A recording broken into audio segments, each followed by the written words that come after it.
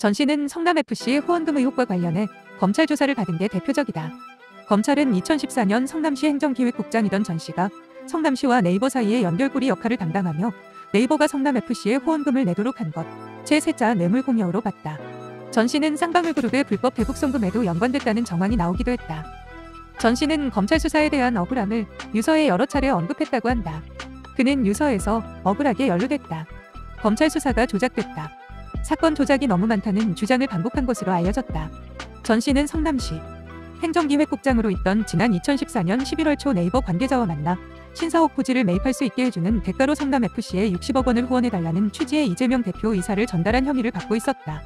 이재명 경기도지사 때에 초대 비서실장을 지낸 전영수가 3월 9일 자택에서 숨진 채 발견되었습니다. 전영수의 진짜 자살 이유에 대해 한번 추론해보도록 하겠습니다.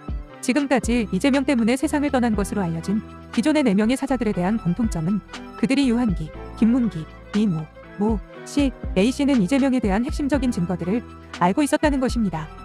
4명에 대해서 주위 소문에 의하면 이재명 밑에 있는 조폭 출신 백모씨가 중심이 되어 그들의 입막음을 위해 다양한 형태의 강요와 압박과 회유를 줄기차게 행해왔다는 전언입니다. 백모씨는 이재명의 운전도 맡아 했으며 아주 지저분한 일이나 처리해주는 속칭 이재명의 따까리이기도 했다는 소문입니다. 철저하게 비공식적으로 일을 수행했던 인물이었다는 이야기입니다. 자, 그러면 보십시다.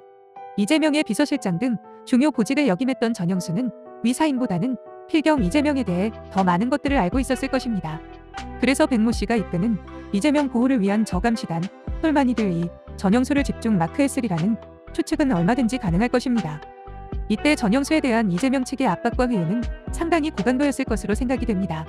전영수는 자기가 살고 있는 아파트 현관문 밖에 CCTV를 설치했다고 하는군요. 보통 CCTV는 현관문 안쪽에 설치하여 들어온 자를 관찰하는 게 상식인데 전영수는 현관문 밖에 설치했다는 것인데요.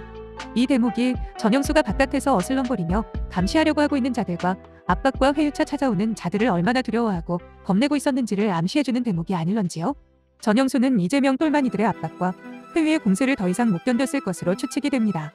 그래서 극단적인 선택을 한 것은 아닐런지요. 그래서 결국 지상에서 영원으로 가는 선택을 한 것으로 비춰집니다. 또 한 가지, 이재명의 꼬붕이었던 이화영 전 경기평화부지사에 대한 재판이 있었는데 그 자리에 증인으로 나간 전영수는 쌍방울 김성태의 모친상 때 자기가 이재명 지사의 대리로 조문을 간 사실에 대해 증언을 했다고 합니다. 이재명, 앰퍼샌드 이화영 지금까지 김성태를 모른다고 완강히 부인해왔는데 전영수가 김성태 모친상 때 이재명의 대리조문을 갔다는 건 무엇을 의미합니까? 전영수가 이재명의 대리조문을 갔다는 건 부인할 수 없는 명백한 팩트입니다. 그러면 그것은 무엇을 뜻합니까? 이재명이 김성태를 알고 있다는 것을 뜻하고 있지요. 즉 이재명이 김성태를 알고 있다는 간접 증거가 되는 것입니다. 결국은 전영수의 죽음으로 끝이 나고 말았습니다. 그런데 그가 남긴 유서에는 의미심장한 구절이 있다고 전해지고 있습니다. 이재명 대표는 이제 정치를 내려놓으십시오.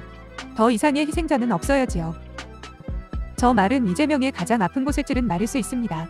지금의 정치란 전영수가 말하고 느낀 바로 저런 것이 되어 있으니까요. 지금의 어떤 정치인도 저 비판으로부터 자유로울 수는 없을 것입니다. 시청해주셔서 감사합니다. 좋아요 부탁드립니다.